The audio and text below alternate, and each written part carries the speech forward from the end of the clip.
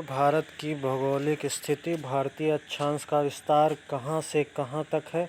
ये पूर्वी देशांतर है, ये पूर्वी पश्चिम में पाकिस्तान, ये पश्चिमी देशांतर है, ये पूर्वी देशांतर है, ये उत्तरी अक्षांश है। ठीक है। फिर इसके बाद ये है कर्क रेखा, ट्रॉपिक ऑफ कैंसर है, ये 23.1 डिग्री पे है और इसका जो है भारत में जो इसका स्थान है इतना है। फिर इसके बाद जो है क्या है, नॉर्थ उत्तरी अक्षांश है, ये उत्तरी अक्षांश है। ना ना ना, उत्तरी अक्षांश कैसे हो जाएगा? ठीक, ये 8 डिग्री 4 मिनट, ये 6 डिग्री 4 मिनट। और फिर इसके बाद पूर्वी देशांतर कितना है? 97 डिग्री 25 मिनट। और जो है पश्चिमी देशांतर है 68 डिग्री 7 मिनट। और ये उत्तरी अक्षांश है 37 डिग्री 6 मिनट। ठीक है। फिर इसके बाद जो है तो यही दिखाया गया 37 डिग्री 6 मिनट से 6 डिग्री 4 मिनट तक है। ठीक है। भारत का मुख्य भूमि से अक्षांश विस्तार कितना है? मुख्य भूमि से 37 डिग्री 6 मिनट से 8 डिग्री 4 मिनट, 8 डिग्री 4 मिनट। ठीक है, मुख्य भूमि। भारत का देशांतरीय विकास कितना है? देशांतरीय विकास है 68 डिग्री। देखिए इधर से जो है ये 0, इधर से है 68 डिग्री 7 मिनट से 97 डिग्री 25 मिनट। ये पश्चिमी देशांतर, पूर्वी देशांतर। कर्क रेखा जो है कहाँ से, ये अच्छा 0 डिग्री देशांतर आपको समझ में ही आ गया होगा। कर्क रेखा भारत के 8 राज्यों से होकर जाती है: मिजोरम, त्रिपुरा, गुजरात, मध्य प्रदेश, राजस्थान, छत्तीसगढ़, पश्चिम बंगाल। ठीक है। अब देखिए मित्र का गुजरात बंगाल ने देखा, छत्तीसगढ़ से गुजरे भारत में कर्क रेखा। ठीक है, तो ये जाने वाले क्रम से जाने वाली। तो फिर इसमें सबसे पहले क्या आता है? मिजोरम, त्रा से हो गया त्रिपुरा, फिर इसके बाद क्या है? गुजरात, फिर इसके बाद जो है गुजरात, फिर ये राजस्थान हो गया, है ना। मित्र का क्या है? मित्र का गुमराज बंगाल ने देखा, छत्तीसगढ़ से गुजरे भारत में कर्क रेखा। तो देखिए ए एम से हो गया मिजोरम, त्रा से हो गया त्रिपुरा, फिर जी से हो गया गुजरात, फिर गुमराज, माँ से हो गया मध्य प्रदेश, आर से हो गया राजस्थान, फिर इसके बाद जो है बंगाल माने पश्चिम बंगाल हो गया, फिर छत्तीसगढ़ से गुजरे भारत में कर्क रेखा। तो 36 माने छत्तीसगढ़, झा से हो गया झारखंड, झार से। ठीक, तो इतने लोग, इतने जो हैं वो हैं क्रम से जाने वाले, शायद हैं क्रम से राज्य हैं। ठीक है, क्रम से राज्य हैं, हो सकता है। चलिए अभी देख लेते हैं कौन कौन सा है। क्रम से राज्य हैं, पूर्व से पश्चिम तक पड़ने वाले राज्यों का क्रम। सबसे पहले क्या है? गुजरात, फिर राजस्थान, गुजरात, राजस्थान, मध्य प्रदेश, छत्तीसगढ़, झारखंड, फिर आता है फिर पश्चिम बंगाल, त्रिपुरा और मिज़ोरम। कितने हो गए? 2, 2, 4, 2, 6, 2, 8। और यहाँ पे कितने थे? यहाँ पे भी देख लेते हैं, 8 यहाँ पे भी होने चाहिए। यहाँ पे हैं 2, 2, 4, 2, 6, 2, 8। ठीक है, लगभग सही है। अब देखिए भारत में कर्क रेखा से निकटतम शहर कौन से हैं? झारखंड में रांची। ठीक है, कर्क रेखा के निकटतम शहर झारखंड में रांची। भारत की मानक रेखा 5 राज्यों से होकर जाती है, 82.12 डिग्री, है ना, जो बीचों बीच से जाती है। तो कौन कौन से हैं? मध्य गढ़ का यूपी और उड़ीसा का एपी। ठीक है, तो मध्य माने हो गया मध्य प्रदेश, गढ़ माने हो गया छत्तीसगढ़, यूपी माने यूपी, उड़िया माने उड़ीसा, उड़ीसा का एपी माने आंध्र प्रदेश ना, उड़ीसा का एमपी यूपी हो गया। ठीक है, फिर ये भी हो गया, उड़ीसा भी हो गया। 5 राज्य हो गए, 2, 2, 4, 1, 5। उड़ीसा का एपी। ठीक है, देख लेंगे। यूपी का इलाहाबाद के नैनी शहर से भारत की मानक रेखा जाती है। ठीक है, भारत का सबसे दक्षिणतम बिंदु 15.6 डिग्री 4 मिनट। ठीक है, नॉर्थ लैटिट्यूड पर पड़ता है ना। और जो वो पश्चिमी देशांतर पूर्वी देशांतर में बोल रहा था, वो दोनों पूर्वी देशांतर हो गए। जो अभी मैंने इधर बोला था, एक बार फिर से बोल देता हूँ, गड़बड़ा जाएगा। इधर जो है ये दोनों पूर्वी देशांतर है, ये दोनों, ठीक है, ये दोनों पूर्वी देशांतर हैं, ठीक है, क्योंकि इधर से इसकी तरफ जाने पर पूरा पड़ता है। फिर इसके बाद जो है ये ऊपर वाले जो ये सभी क्या हैं, उत्तरी अक्षांश ही हैं, ठीक है। अब देखते हैं आगे 6 डिग्री 4 में, जिसका पुराना नाम क्या है, पिग्मेलियन पारा या पारासन, ठीक है। भारत का सबसे पूर्वी बिंदु क्या है, किबुथु बालागु, है ना, अरुणाचल प्रदेश। किबुथु या बालागु, अरुणाचल प्रदेश। भारत का सबसे उत्तरी बिंदु क्या है, इंदिरा काल है। भारत का सबसे पश्चिमी बिंदु क्या है, 68 डिग्री 7 मिनट पूर्वी देशांतर पर पड़ता है, गौर माता, ठीक है, गुजरात में है ना। उत्तरी तो आप जान ही गए, इंदिरा काल, और दक्षिणी क्या है, इंदिरा पॉइंट। भारत की मुख्य भूमिका अंतिम बिंदु क्या है, तमिलनाडु, कन्याकुमारी कैप कैमोरियन, ये शायद करके। भारत का मध्य बिंदु क्या है, महाराष्ट्र से नागपुर में पड़ता है, ये कर्क रेखा पर नहीं है, ठीक है। फिर से, भारत का मध्य बिंदु जो है कर्क रेखा पर नहीं है और महाराष्ट्र के नागपुर से जाता है, पड़ता है, ठीक है। भारत की भौगोलिक सीमा और तटीय सीमा एवं अंतर्राष्ट्रीय सीमा, भारत की भौगोलिक सीमा में और तटीय सीमा, कोस्टल बाउंड्री, और अंतर्राष्ट्रीय सीमा पढ़नी है।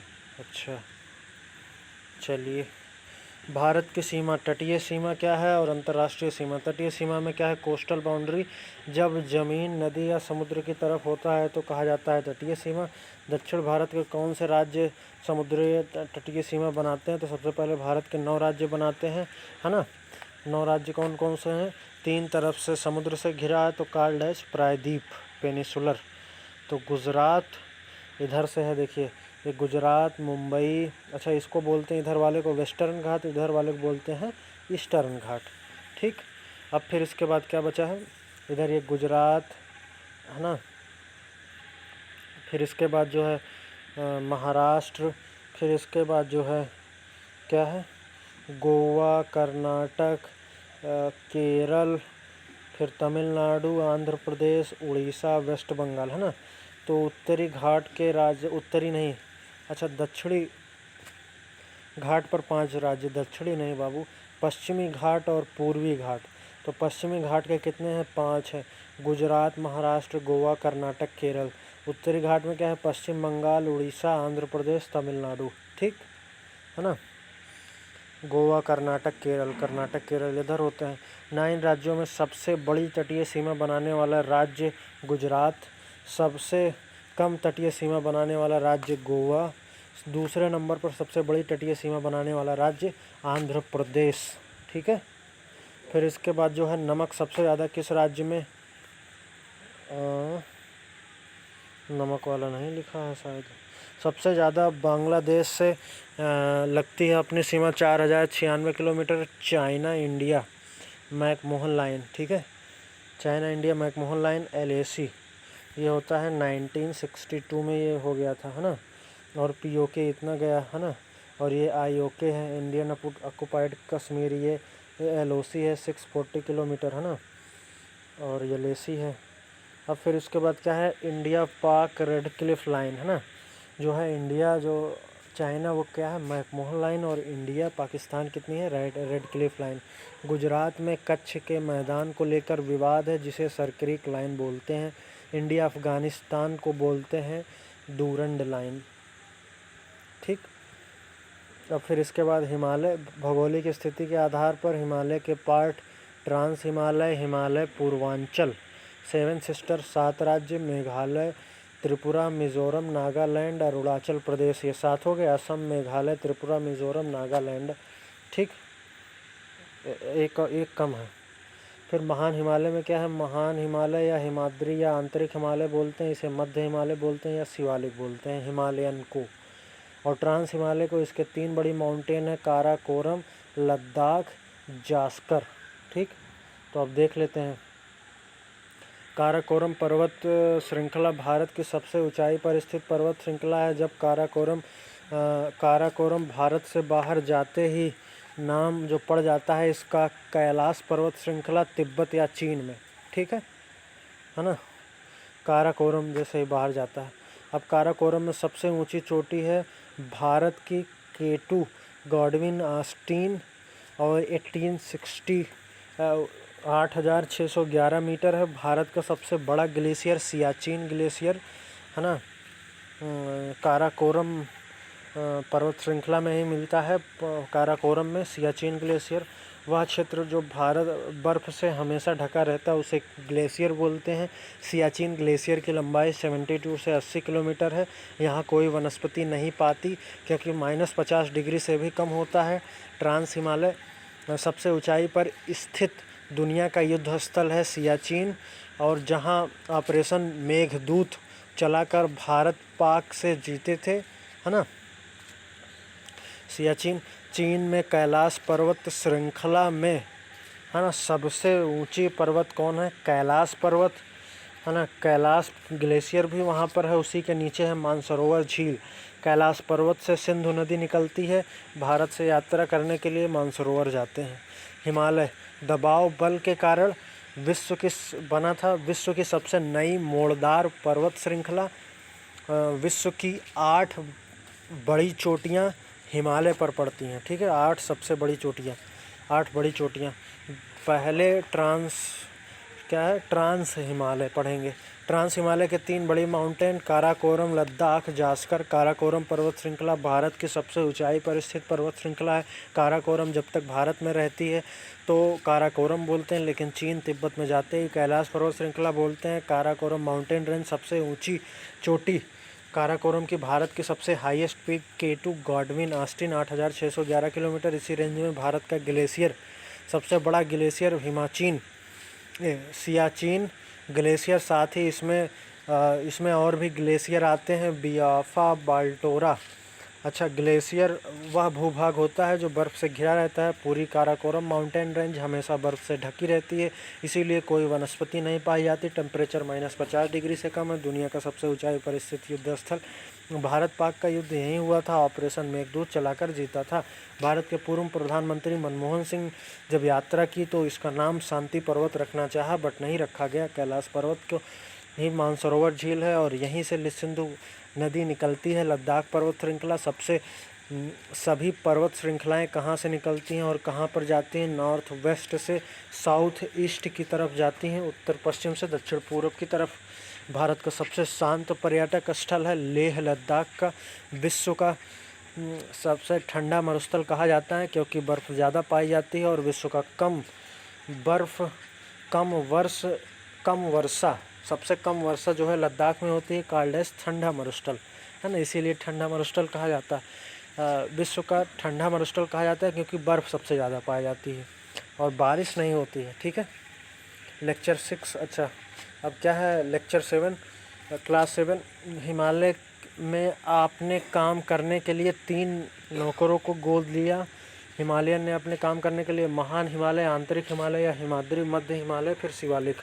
जम्मू कश्मीर में नंगा पर्वत से लेकर अरुणाचल प्रदेश में नमचा बरवा पर्वत तक फैला हुआ है। नंगा पर्वत 8126 मीटर और नमचा बरवा पर्वत है 7756 किलोमीटर। ये महान हिमालय इतनी दूर फैला है। महान हिमालय इसलिए कहा जाता है क्योंकि इसकी लंबाई सबसे ज़्यादा और ये सबसे ज़्यादा एरिया में फैला है। इसकी चौड़ाई जो है लगभग 80 से 100 किलोमीटर है। आंतरिक हिमालय कहा जाता है क्योंकि हिमालय के सबसे अंदर की तरफ है। हिमालय में सबसे अंदर की तरफ है क्योंकि देखिए इधर से महान हिमालय पहले जो है यहाँ चित्र में, ये महान हिमालय सबसे ऊपर अंदर की तरफ है, फिर मध्य हिमालय, फिर शिवालिक आता है। ठीक है, तो हिमाद्री ग्लेशियर भी, इसे हिमाद्री कहते हैं क्योंकि 90% भाग हमेशा बर्फ़ से ढका रहता है। ठीक है, फिर इसके बाद जो है क्या है, हिमाद्री ग्लेशियर, हिमाद्री ग्लेशियर को भी कहा जाता है, ठीक है। हिमाद्री जो है ग्लेशियर को भी कहते हैं। विश्व की 8 बड़ी चोटी महान हिमालय पर पड़ती है। सबसे ऊंची चोटी महान हिमालय पर है, जो नेपाल में माउंट एवरेस्ट 8,850 किलोमीटर। अंतर्राष्ट्रीय स्तर पर नाम लेना चाहें तो इसे बोलते हैं माउंट एवरेस्ट। अगर नेपाल से बोलेंगे तो इसे बोलते हैं सागर माथा। अगर तिब्बत की तरफ से देखें तो इसे बोलते हैं कमालंगमा या चोमुलंगमा। फिर दूसरी भारत की सबसे बड़ी चोटी महान हिमालय में पड़ती है, सिक्किम में कंचनजंगा में 8,598 मीटर। ये दूसरी भारत की सबसे बड़ी चोटी है, ठीक है, और विश्व की शायद तीसरी है। ये महान हिमालय की भी दूसरी सबसे ऊंची चोटी है, ठीक है। माउंट एवरेस्ट पर सबसे पहले किसने चढ़ाई की? 1953 में एडमंड हिलेरी व शेरपा तेंजिंग ने फतह की थी। एडमंड हिलेरी न्यूजीलैंड से, शेरपा तेंजिंग नेपाल से। नोट: मलावत पूर्णा 13 वर्ष की आयु में हैदराबाद से माउंट एवरेस्ट पर फतह हासिल करने वाली विश्व की सबसे कम उम्र की बच्ची हैं। हैदराबाद की राजधानी तेलंगाना है। हैदराबाद में आईपीएस ट्रेनिंग सेंटर है। सरदार वल्लभ भाई पटेल पुलिस एकेडमी हैदराबाद मूसी नदी के किनारे स्थित है। ये हुसैन सागर झील में गिरती है ये नदी। और महत्वपूर्ण चोटियाँ कौन सी हैं? ये है माउंट एवरेस्ट, कंचनजंगा, लहोत्से, मकालू, चोमू, पनामू, धौलागिरी, मनासू, नंदा देवी। नंदा देवी उत्तराखंड की सबसे ऊंची चोटी है, और केटू जो है पीओके में पड़ती है। मध्य हिमालय और शिवालिक डीप में नहीं पूछे जाते, ठीक है, चलो अच्छा। महान हिमालय से जो नदी निकलती है, जो नीचे वाले मध्य हिमालय और शिवालिक पर्वतों को काटेगी। नीचे के नदियों के काटने और छटने की वजह से अलग अलग राज्य में अलग अलग नाम से जाना जाता है। जैसे कि ये नदी ऊपर से निकली फिर इधर से पर्वत को काट दी, तो ये नीचे वाले पर्वत जो है दो तीन भागों में कट जाते हैं। तो मध्य हिमालय को अलग अलग राज्यों में अलग अलग नाम से जाना जाता है। जम्मू और कश्मीर में पीर पंजाल पर्वत श्रृंखला के नाम से जानते हैं। हिमाचल प्रदेश में धौलाहार पर्वत श्रृंखला के नाम से जानते हैं। उत्तराखंड में मसूरी पर्वत श्रृंखला के नाम से जानते हैं। पीर पंजाल पर्वत श्रृंखला किन नदियों के बीच पड़ती है? रावी और झेलम नदियों के बीच पड़ती है। विश्व प्रसिद्ध माता वैष्णो मंदिर पीर पंजाल पर्वत श्रृंखला के त्रिकुट हिल पर पड़ता है। धौलाहार पर्वत श्रृंखला में शिमला, धर्मशाला पर्यटक स्थल है। मसूरी पर्वत श्रृंखला उत्तराखंड में पर्यटक स्थल है। शिवालिक पर्वत श्रृंखला में को भी अलग अलग राज्य में अलग अलग नाम से जाना जाता है। जम्मू कश्मीर में शिवालिक, पंजाब में किराना, बिहार में रामनगर, बंगाल में बंगाल द्वार। महान हिमालय और शिवालिक से कैसे अलग किया जाता है? महान हिमालय को शिवालिक से कैसे अलग किया जाता है? इसके पश्चिम में, अच्छा, शिवालिक जो है इसके पश्चिम में दून और पश्चिम पूरब में द्वार है। दून माने देहरादून, द्वार माने हरिद्वार। फिर शिवालिक पर्वत श्रृंखला का विस्तार यही है, मतलब देहरादून से हरिद्वार तक, ठीक। और पूर्वोत्तर राज्य की पहाड़ियाँ, इसको अलग अलग राज्य में अलग अलग नाम से जाना जाता है। 7 राज्य हैं: अरुणाचल प्रदेश, मणिपुर, मिजोरम, नागालैंड, त्रिपुरा, असम, मेघालय। क्लास 9। अरुणाचल प्रदेश में पहाड़ियों को क्या क्या कहते हैं? अरुणाचल प्रदेश में पटकाई बूम, डाफला, मिरी, अभोर, मिसमी। पटकाई बूम अरुणाचल प्रदेश और म्यांमार के बीच है, अंतर्राष्ट्रीय सीमा बनाती है, ठीक है। मेघालय गारो खासी जयंतिया। नोट: खासी पहाड़ियों पर विश्व की सबसे ज़्यादा वर्षा पड़ती है। ये नाम जनजातियों पर पड़े हैं। असम में है बरेल, मिखिर, रेंगमा। नोट: बरेल पहाड़ियों पर हफलोग एक पहाड़ी पर्यटक स्थल है।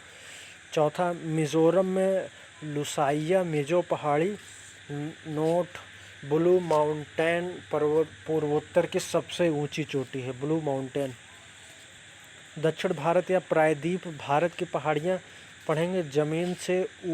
जमीन से ऊपर से समतल हो और ऊंचा उठा हुआ भाग कार्लेज, पठार, प्लेटू, दमन दीव। और इधर जो है दमन दीव से चलती है जो दक्षिण भारत की पहाड़ियाँ, और इधर ये मतलब कि वेस्टर्न घाट, पूर्वी घाट, और फिर इधर से ईस्टर्न घाट, पूर्वी घाट। वेस्टर्न घाट को पश्चिमी घाट बोलते हैं। पश्चिमी घाट कहाँ से कहाँ तक है? दमन दीव से तमिलनाडु तक फैला है, ठीक है, तमिलनाडु के कन्याकुमारी तक। महाराष्ट्र में पश्चिमी घाट की पहाड़ियों को समतल एलोरा अजंता नहीं, महाराष्ट्र में पश्चिमी घाट की पहाड़ियों को सतमल बोलते हैं। और क्या है? एलोरा अजंता पहाड़ियों में गुफाएं मिलती हैं महाराष्ट्र और औरंगाबाद डिस्ट्रिक्ट में, जिसमें बुद्ध के पूर्व जन्मों की जातक कथाएं लिखी हुई हैं। तो मतलब कि महाराष्ट्र में पश्चिमी घाट की पहाड़ियों को सतमल, एलोरा, अजंता कहा जाता है, ठीक। गोवा में निर्मल के नाम से जानते हैं। कर्नाटक में बालाघाट बाबा बूदन की पहाड़ी, इसी पहाड़ी पर फ़कीर बाबा बूदन ने गुफी लगाई थी। केरल में अन्नामलाई की पहाड़ी पश्चिमी घाट की सबसे ऊंची चोटी, जो दक्षिण भारत की सबसे ऊंची चोटी है ना, वो है अनाई मुड़ी, 2695 मीटर है। पश्चिमी घाट को सहयात्री व ताप स्थल का दर्जा दिया गया है। पश्चिमी घाट को यूनेस्को ने विश्व विरासत स्थल का दर्जा दिया है 2012 में। यहाँ दर्रा पड़ता है, ठीक है, पश्चिमी घाट में।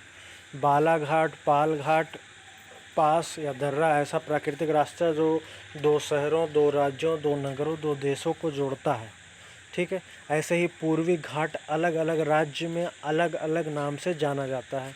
पूर्वी घाट उड़ीसा से तमिलनाडु तक फैला है। आंध्र प्रदेश में कोंडा समूह के नाम से जाना जाता है। पूर्वी घाट का सबसे ऊंची चोटी अराया कोंडा 1680 मीटर है। इसी में अराया कोंडा, नालकोंडा, पलकोंडा आंध्र प्रदेश में ही है। पूर्वी घाट को पश्चिमी घाट से जोड़ने वाली पहाड़ी को नीलगिरी पहाड़ी बोलते हैं। को नीला पहाड़ या पहाड़ियों की रानी कहते हैं। नीलगिरी पहाड़ी को 12 वर्ष में एक बार एक फूल खिलता है, जिसका नाम है नील कुरंजी फूल। नीलगिरी पहाड़ियों पर पाया जाता है। इसका पर्यटक स्थल है ऊटी उद्गाद मंडलम भी इसे बोलते हैं, या ऊटी या उद्गाद मंडलम। नीलगिरी पहाड़ियों पर सबसे ऊंची चोटी क्या है? डोडा बेटा 2637 मीटर है इसकी लंबाई। नदी तंत्र पढ़ेंगे क्लास 10।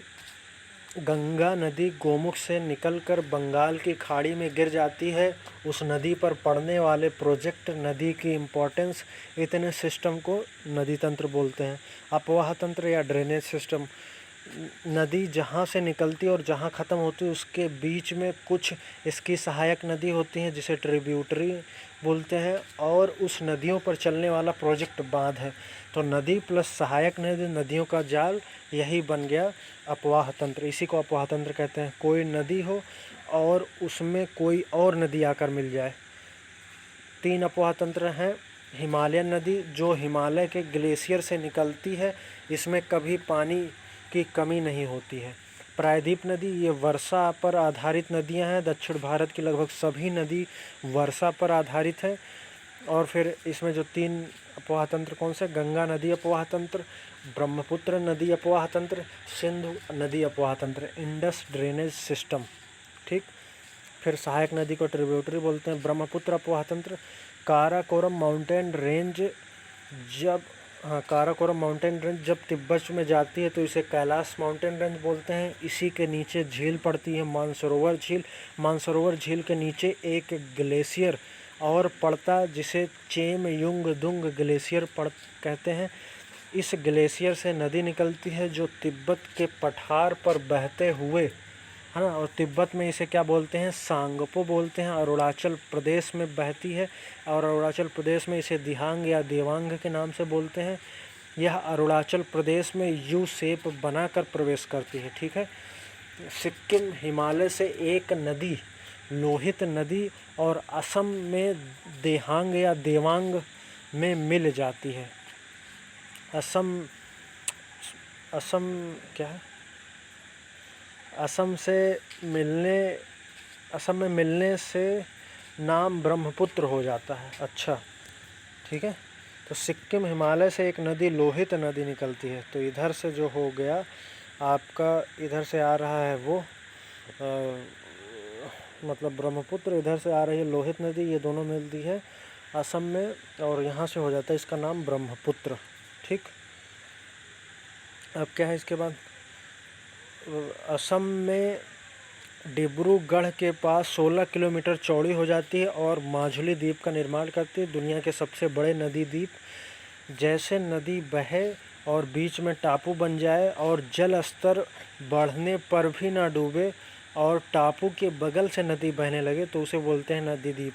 असम में ढोला से सदिया तक का सबसे लंबा सड़क पुल बना है 9.2 किलोमीटर, भूपेन हजारिका पुल। ठीक है, भूपेन हजारिका को 2019 में भारत रत्न मिला था।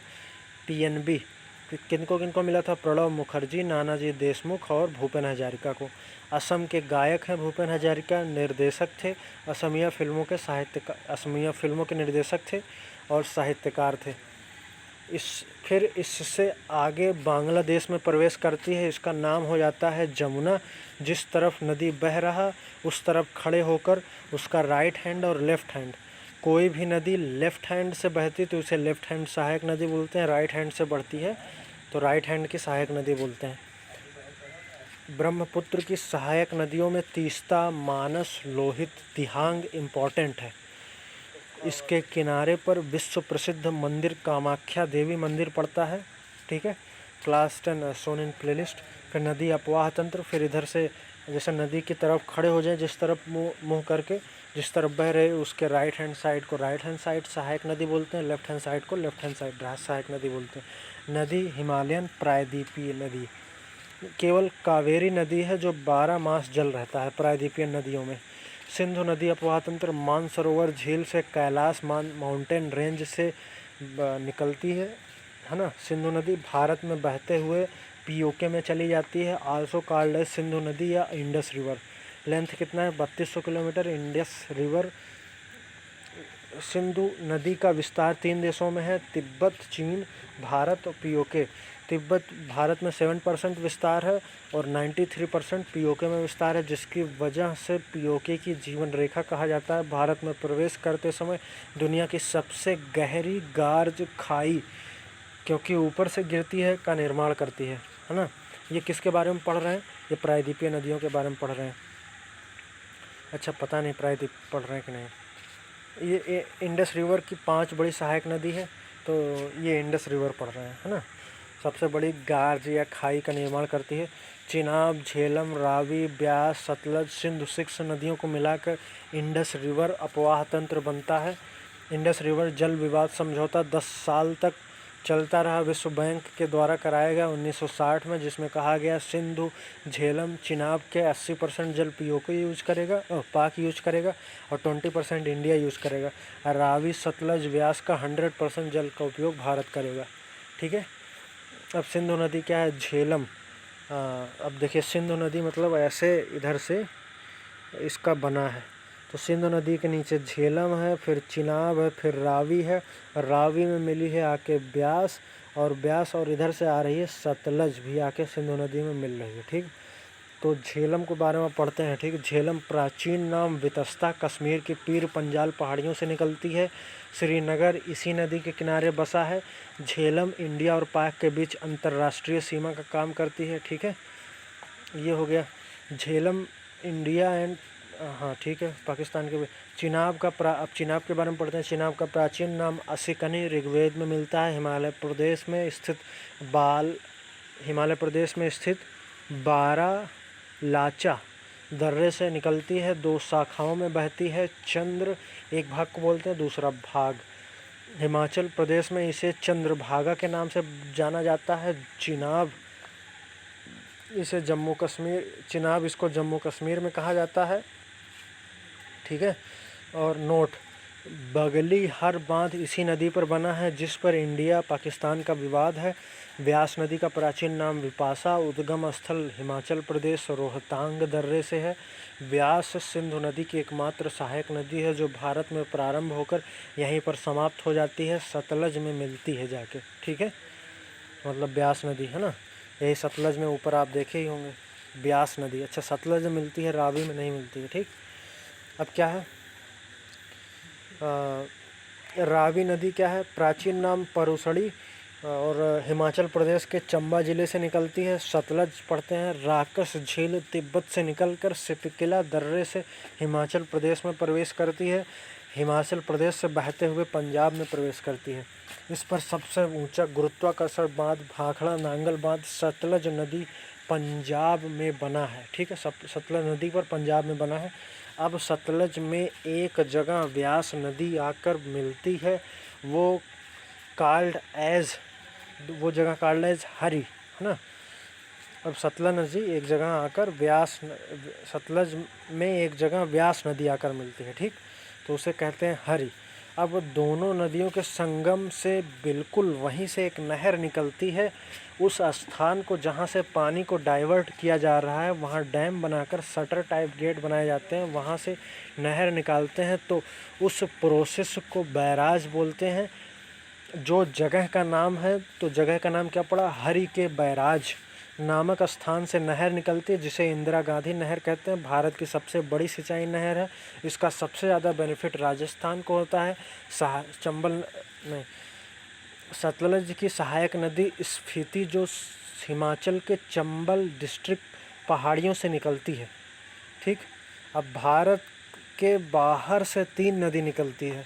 सिंधु नदी मानसरोवर झील से, चेम युंग दुंग ग्लेशियर से, ब्रह्मपुत्र राकस झील तिब्बत से निकलती है। सतलज राकस झील तिब्बत से निकलती कौन सी नदी, सतलज। गंगा नदी अपवाह पंद्र देखते हैं 2525 किलोमीटर है। भागीरथी नाम से इस नदी का उद्गम स्थल उत्तरकाशी जिला, गोमुख स्थान गंगोत्री ग्लेशियर। अब गंगोत्री ग्लेशियर से यहाँ से है, देखिए अब थोड़ा सा इसको पढ़ लेते हैं, जैसे जो ठीक है अभी पहले पढ़ लेते हैं। गंगोत्री ग्लेशियर है, ये भागीरथी नदी है। ठीक है, फिर छोटा ग्लेशियर है, यहाँ से भिलंगाना नदी मिलती है, यहाँ पे एकदम आके मिल जाती है। एकदम संगम पर टिहरी बांध बना है, जो भारत का सबसे ऊंचा बांध है। ठीक, अब फिर इधर एक और छोटा सा ग्लेशियर है, केदारनाथ ग्लेशियर, यहाँ से निकलती है मंदाकिनी नदी। फिर इधर से है संतोपथ ग्लेशियर, यहाँ से निकलती है अलकनंदा नदी। और यहाँ पे एक वो बनता है, एक जो है मेल होता है, मिलान, उसे बोलते हैं क्या, रुद्रप्रयाग। फिर इधर से एक है पिंडर ग्लेशियर, है ना।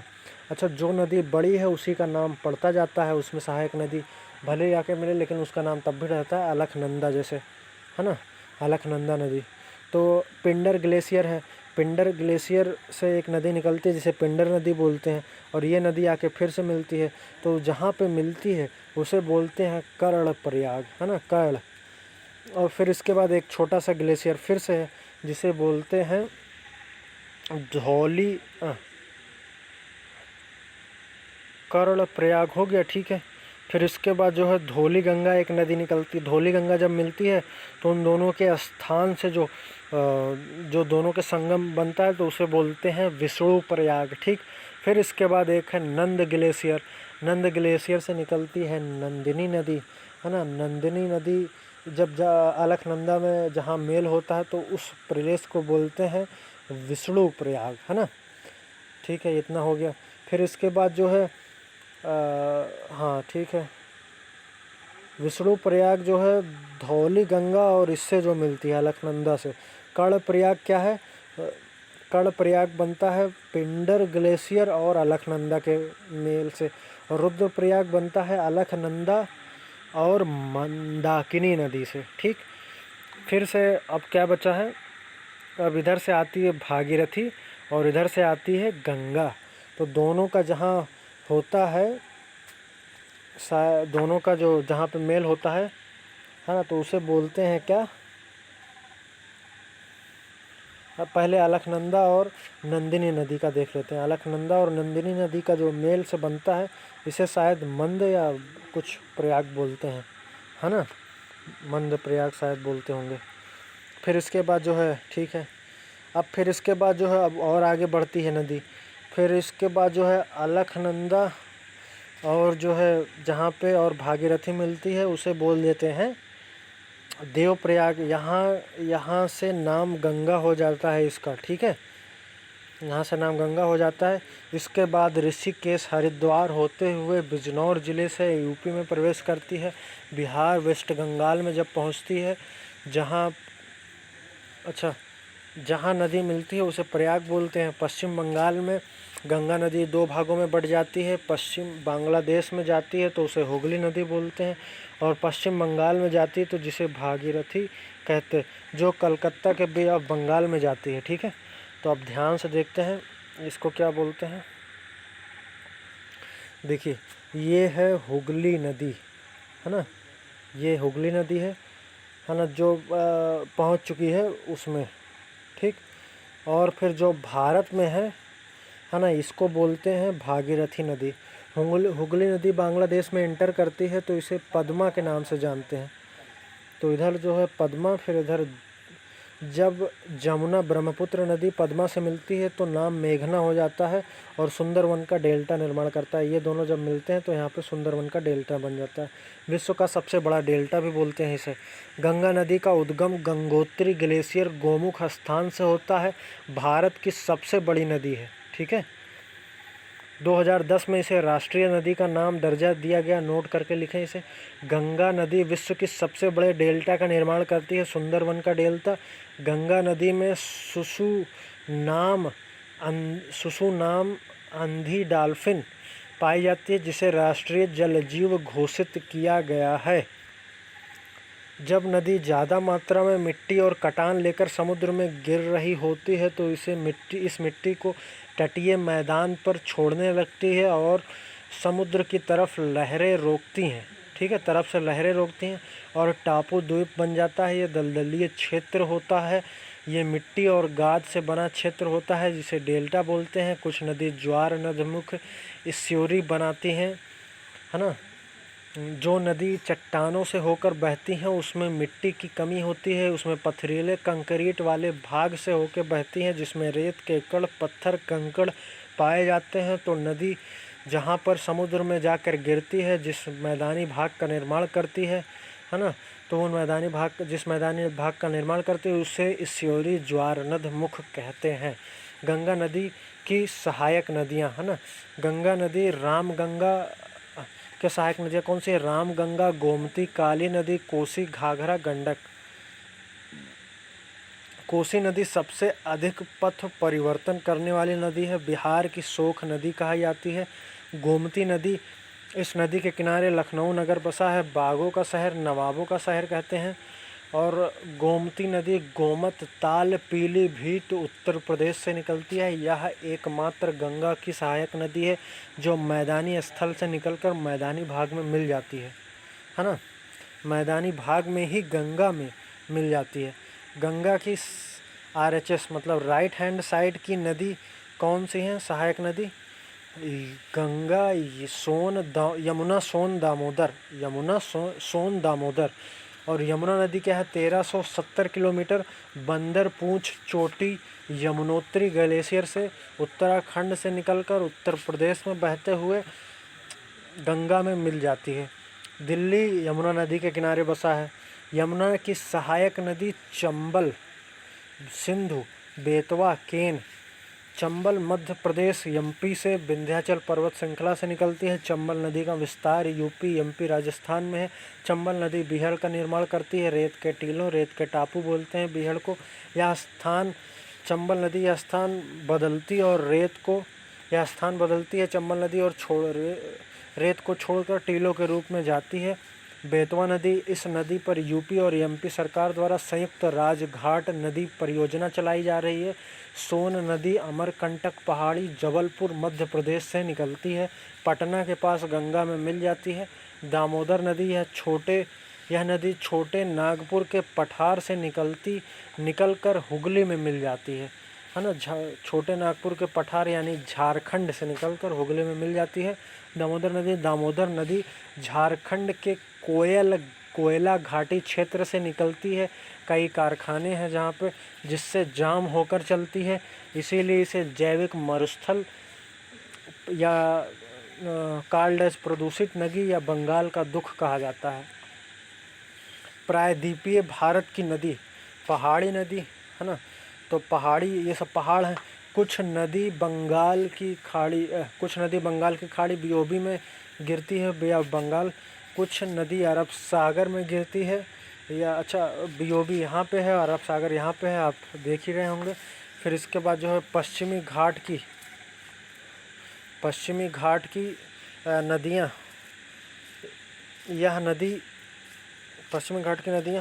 यह नदियाँ वर्षा पर आधारित होती हैं। ये नदियाँ वर्षा न होने पर सूख जाती हैं, परंतु ये जो है दक्षिणी घाट की प्रायद्वीपीय नदियाँ पड़ रहे हैं। परंतु कावेरी नदी एकमात्र नदी जो 12 मासी नदी है।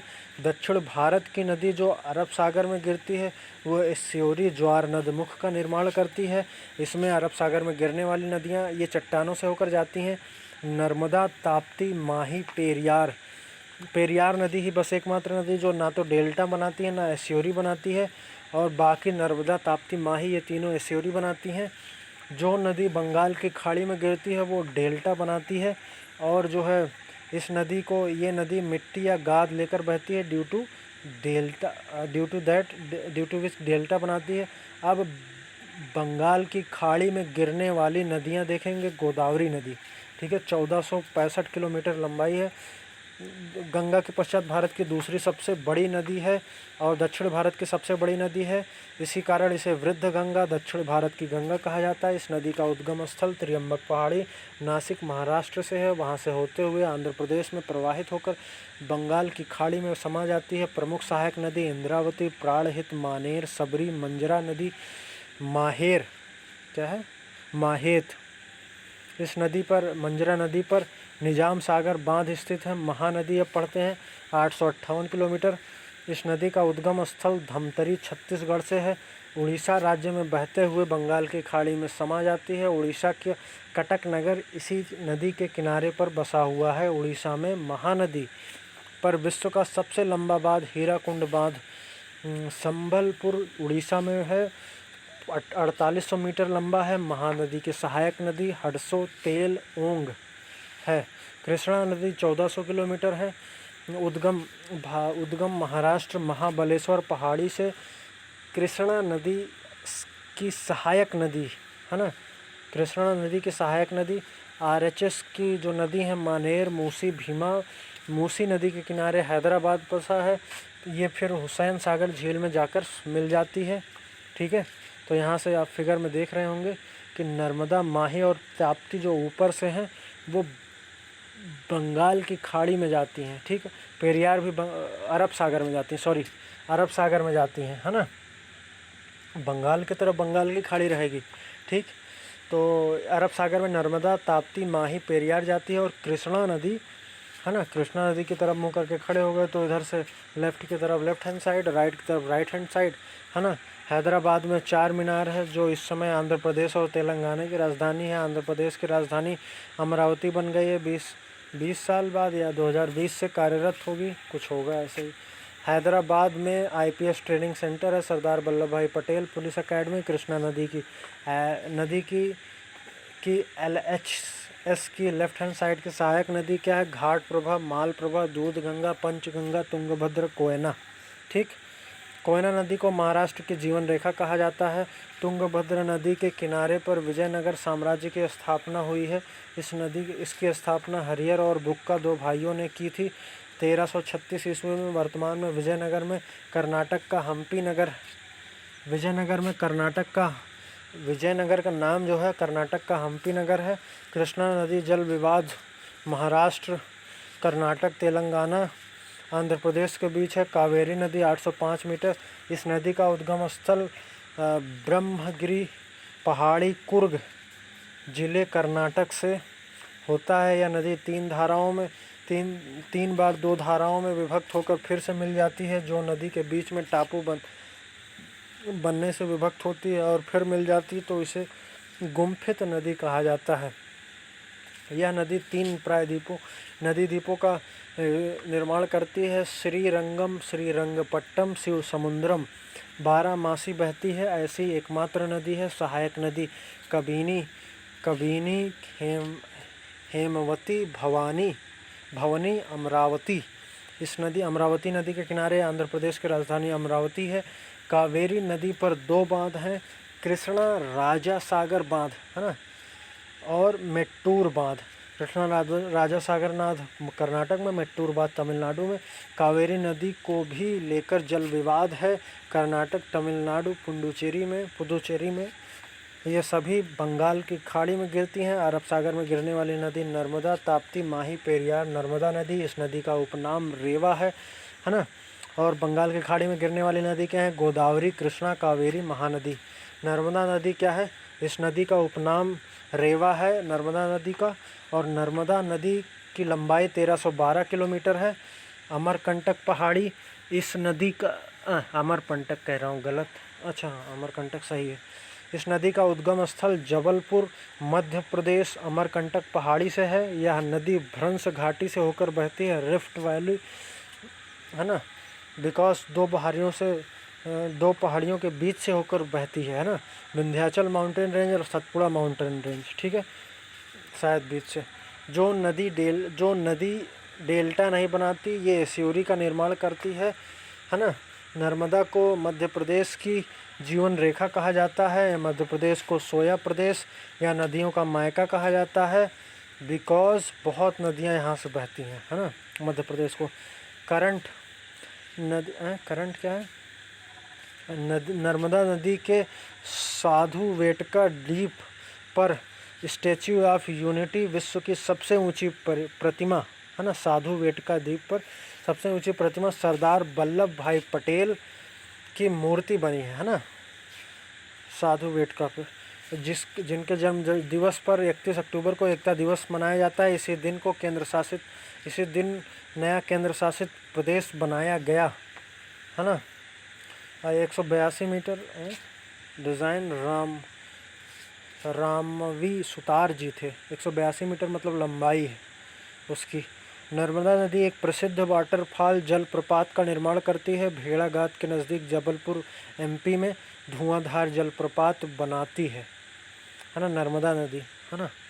भेड़ाघाट के नज़दीक जबलपुर एमपी में धुआंधार जलप्रपात बनाती है। नर्मदा नदी पर सरदार सरोवर बांध है, सबसे ज़्यादा पानी को रोकने की क्षमता वाला भारत का बांध है। ताप्ती नदी 725 किलोमीटर। यह नदी बैतूल जिला मध्य प्रदेश के सतपुड़ा पहाड़ियों से निकलकर यह ज्वार नदमुख का निर्माण करती है। सूरत शहर इसी नदी के किनारे बसा है। यह भी भ्रंश घाटी से होकर बहती है। माही नदी 1500 या 580 किलोमीटर होगा। विंध्याचल पर्वत श्रृंखला एमपी से निकलती है, ठीक है। यह एकमात्र ऐसी नदी है जो कर्क रेखा को 2 बार काटती है। कर्क रेखा 8 राज्यों से होकर जाती है ना, मतलब ऐसे काटती होगी, ठीक है। माही नदी का विस्तार एमपी, गुजरात, राजस्थान में है। पेरियार नदी 244 किलोमीटर। उद्गम अन्नामलाई पहाड़ी, केरल से इसका उद्गम होता है। केरल की सबसे बड़ी नदी है, इसे केरल की जीवन रेखा कहा जाता है। पेरियार नदी के किनारे सबरीमाला मंदिर पड़ता है। विवादों में रहा, महिलाओं का जाना प्रतिबंधित था। आर्टिकल 14 के कारण, समानता का अधिकार के कारण उनको फिर से जाने लगी महिलाएं। पेरियार नदी को ऊपर इडुक्की बांध बना है। नदी जल विवाद समझौते का अधिकार आर्टिकल 262 द्वारा संसद के पास है। 1956 में शामिल किया गया था। अच्छा 262 आर्टिकल। लेकिन सुप्रीम कोर्ट भी नदियों के जल विवाद में हस्तक्षेप कर सकता है। कृष्णा नदी, कावेरी नदी जल विवाद को सुप्रीम कोर्ट में निपटाया था। 2018 में सुप्रीम कोर्ट ने कहा आर्टिकल 136 के तहत सुप्रीम कोर्ट को अधिकार है जिसके आधार पर कावेरी नदी जल विवाद को निपटाया। गोदावरी नदी का उद्गम बिंदु है नासिक, महाराष्ट्र। त्रियंबक पहाड़ी 1465 किलोमीटर लंबी, भारत की दूसरी सबसे बड़ी नदी। इसे दक्षिण भारत की गंगा, वृद्ध गंगा या बूढ़ी गंगा कहा जाता है, ठीक है। क्वेश्चन नंबर 2, अरुणाचल प्रदेश में प्रवेश करने के पर ब्रह्मपुत्र नदी को किस नाम से जाना जाता है? दिहांग, देवांग, ठीक है। अरुणाचल प्रदेश में ब्रह्मपुत्र नदी चेमयुंग दुंग ग्लेशियर से आती है, तिब्बत से होकर भारत में बहती है। अरुणाचल प्रदेश में नमचा बरवा पर्वत के निकट यू आकार का सेब बनाकर प्रवेश करती है, ठीक है। असम में ब्रह्मपुत्र नमचा पर्वत के निकट, अच्छा, असम में ब्रह्मपुत्र कहा जाता है।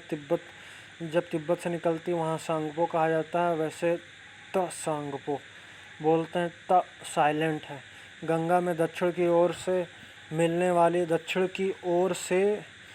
वाली नदी, मतलब दक्षिण की ओर से मिलने वाली नदी सोन नदी, ठीक है। मध्य प्रदेश से निकलती है। मध्य प्रदेश को सोयाबीन का उत्पादन होता है। हृदय प्रदेश, नदियों का मायका कहा जाता है, ठीक है। अमरकंटक पहाड़ी जबलपुर एमपी से ये नदी निकलती है। कौन सी नदी है? सोन नदी, है ना। अमरकंटक पहाड़ी, अच्छा। ब्रह्मपुत्र, हाँ ब्रह्मपुत्र विश्व का सबसे बड़ा डेल्टा है। गंगा ब्रह्मपुत्र डेल्टा या सुंदरवन डेल्टा, क्योंकि सुंदरी नामक वृक्ष पाए जाते हैं यहाँ पे। भारतीय मरुस्थल की एक महत्वपूर्ण नदी है लूनी। इसकी लंबाई 500 किलोमीटर अजमेर से निकलती है और कच्छ के रण के मैदान में समा जाती है। गुजरात में कच्छ का जिला देश के क्षेत्रफल की दृष्टि से सबसे बड़ा जिला है। कच्छ में जंगली गधों का राष्ट्रीय पार्क है। श्रीनगर किस नदी के किनारे पर बसा है? श्रीनगर झेलम नदी के किनारे। प्राचीन नाम वितस्ता ऋग्वेद में मिलता है। कश्मीर में पीर पंजाल पहाड़ियों से इस नदी का उद्गम है। झेलम इंडिया पाक के बीच अंतर्राष्ट्रीय सीमा बनाती है। इसकी प्रमुख सहायक नदी किशन गंगा और नीलम है। इंदिरा गांधी नहर भारत की सबसे लंबी सिंचाई नहर के लिए जलाशय किस नदी पर बनाया? सतलज नदी, है ना, बनाया गया है सतलज नदी पर। सतलज प्लस व्यास नदी के संगम से हरि के बैराज नामक स्थान से, ठीक है। अब देखो जबलपुर का है नर्मदा नदी से, पेरिस सीन नदी, लंदन थेम्स, लाहौर रावी नदी, ठीक है। अब क्या है? चंबल का यमुना से, बस याद था, ठीक है। पता नहीं, सहायक नदी और मुख्य नदी कहना चाह रहे हैं। और ये तो ऊपर वाला जो है कौन सा नगर किसके किनारे बसा है? तो चंबल नदी यमुना की है, मानस जो है ब्रह्मपुत्र की है, ठीक है। और जो है बाकी सोन जो है नर्मदा की है ना। भारत एशिया की पहली भूमिगत जल विद्युत परियोजना भारत के निम्न में से किस राज्य में है?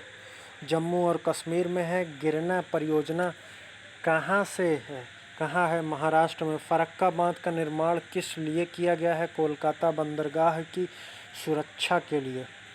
फरक्का परियोजना दामोदर हुगली की सहायक नदी पर बनी, जहाँ पर मिलती वहीं बनी, ठीक है। फरक्का परियोजना दामोदर हुगली की सहायक नदी पर बनी,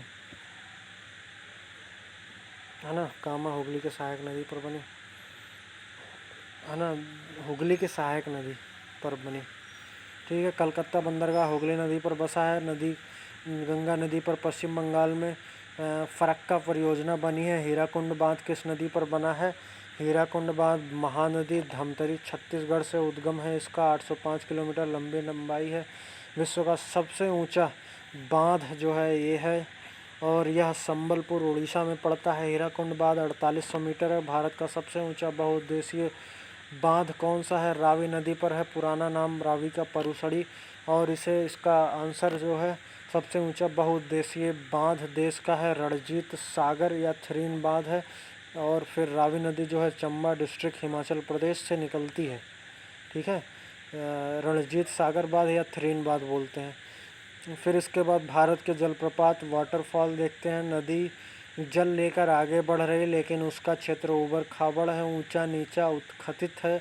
जब जल ऊपर से नीचे जाकर फिर से नदी धारा में आगे बढ़ता है, ठीक है। पठार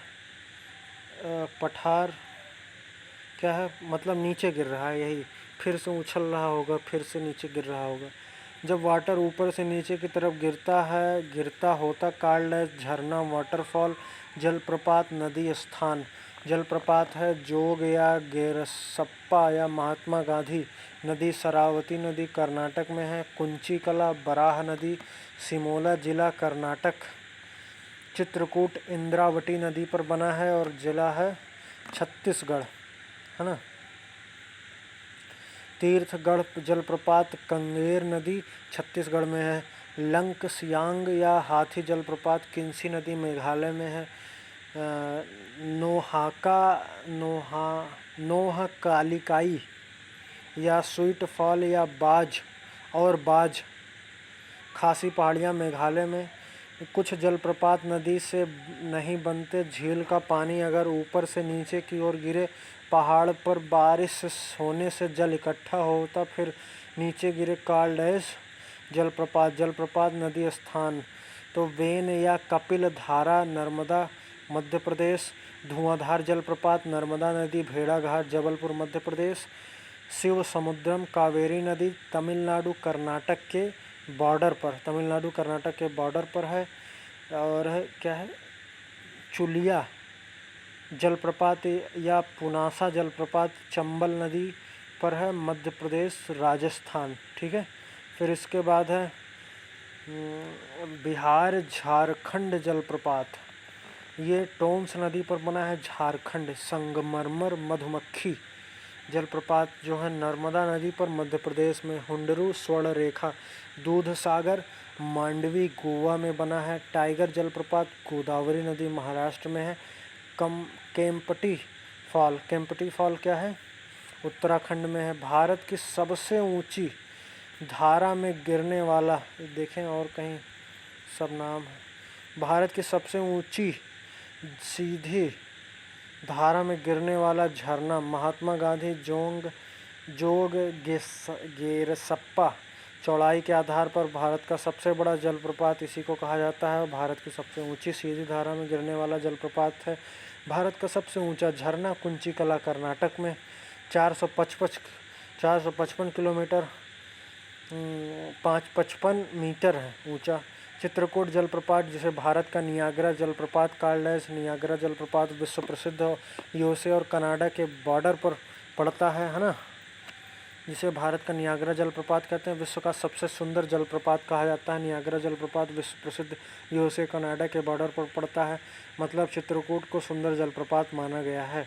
great lake of area, great lake of area का सुपीरियर झील एरी ओंटारियो मिशिगन ह्यून, तो ऐसे ऐसे करके हैं।